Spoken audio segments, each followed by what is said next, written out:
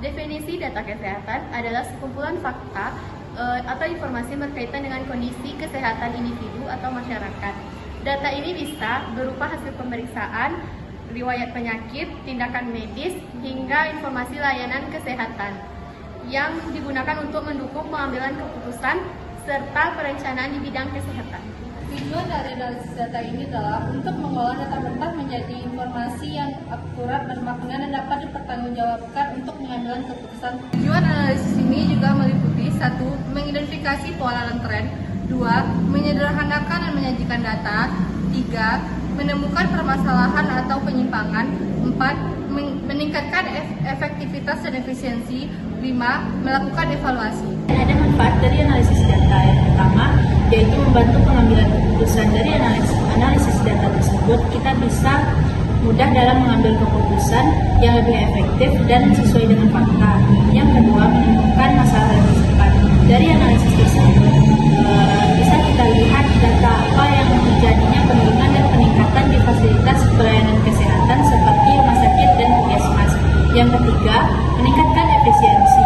Analisis data bisa menunjukkan bagian mana yang terjadinya boros waktu, tenaga, dan biaya. Dari situ kita bisa melakukan perbaikan bagian tersebut jadi lebih hemat waktu dan lebih efektif. Dan yang keempat, mendukung perencanaan. Kalau sudah ada data dari analisis data tersebut, kita bisa bikin rencana yang lebih matang dan realistis. Yang keenam, menjadi dasar evaluasi. Dengan analisis data, kita bisa menilai apakah suatu program atau suatu kegiatan itu sudah lebih baik dan benar. Kemudian ada jenis data. Jenis data itu dibagi menjadi 2. Ada data berdasarkan pada sumbernya dan data berdasarkan pada bentuknya. Data berdasarkan pada sumbernya itu ada data primer dan data sekunder. Data primer itu adalah data yang diperoleh secara langsung. Ciri-cirinya, datanya dikumpulkan secara langsung, lalu lebih spesifik dan akurat, dan membutuhkan waktu dan biaya yang lebih besar. Untuk contohnya yaitu seperti melakukan wawancara kepada pasien langsung, lalu observasi dengan pasien. Lalu yang kedua ada data sekunder. Data sekunder adalah data yang sebelumnya sudah ada atau data yang diperoleh dengan sumber yang sudah ada sebelumnya.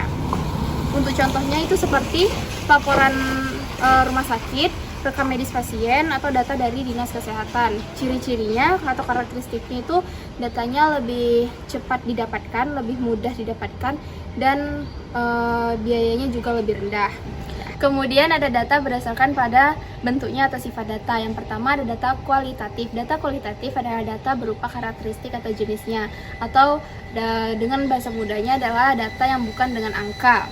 Contohnya itu ada diagnosa pasien atau resume medis. Yang kedua ada data kuantitatif. Data kuantitatif adalah data yang berupa angka. Ciri-cirinya, data kuantitatif itu dapat dihitung lalu dapat dianalisis secara statistik. Contohnya adalah jumlah hari perawatan pasien, lalu umur pasien, dan lama rawat inap. Tahapan pengumpulan data terdiri dari pengumpulan data, pembersihan data, eksplorasi data, analisis dan pemodelan, interpretasi, dan pengelompokan data. Pelayanan kesehatan adalah alat ukur untuk menilai kualitas, kinerja, dan efektivitas. Pelayanan kesehatan di fasilitas seperti rumah sakit atau puskesmas. Indikator ini juga digunakan untuk mengetahui apakah pelayanan sudah sesuai standar dan dapat membantu untuk meningkatkan mutu pelayanan, seperti contohnya BOR, BTO, TOI, dan LOS.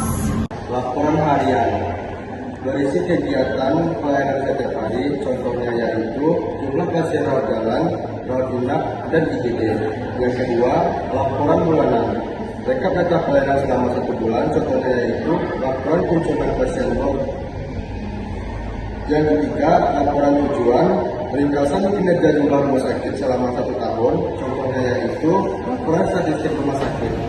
Sebagai contoh kasusnya, kami mengidentifikasi penyakit terbanyak di ESD HB Sanim Padang. Data yang diperoleh berdasarkan dari hasil laporan PKL. Contoh kasusnya adalah data rekam medis yang digunakan untuk mencari 10 penyakit terbanyak atau diagnosa yang sering muncul. Cara melakukan analisisnya yaitu dengan melihat coding ICD-10, lalu menghitung frekuensi tiap penyakit dan membuat ranking atau tingkat penyakit terbanyak. Sebagai contoh dari kasus tersebut dapat dilihat dari laporan diagnosa penyakit terbanyak di RSJ HB Sandin Padang.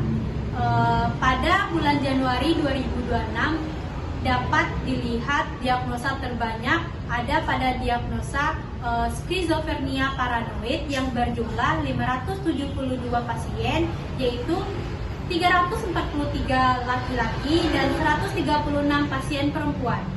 Data ini diperoleh dari penyakit terbanyak pada rawat jalan. Sehingga dari analisis data yang dilakukan dapat mengetahui pola gangguan mental yang banyak dan menentukan prioritas dan layanan program kesehatan jiwa. Jadi kesimpulan dari materi yang telah disampaikan adalah analisis data merupakan proses penting dalam pengelolaan data menjadi informasi yang berguna untuk pengambilan keputusan. Data dapat berasal dari data sumber, primer, dan data juga berdasarkan dari data kualitatif dan kuantitatif.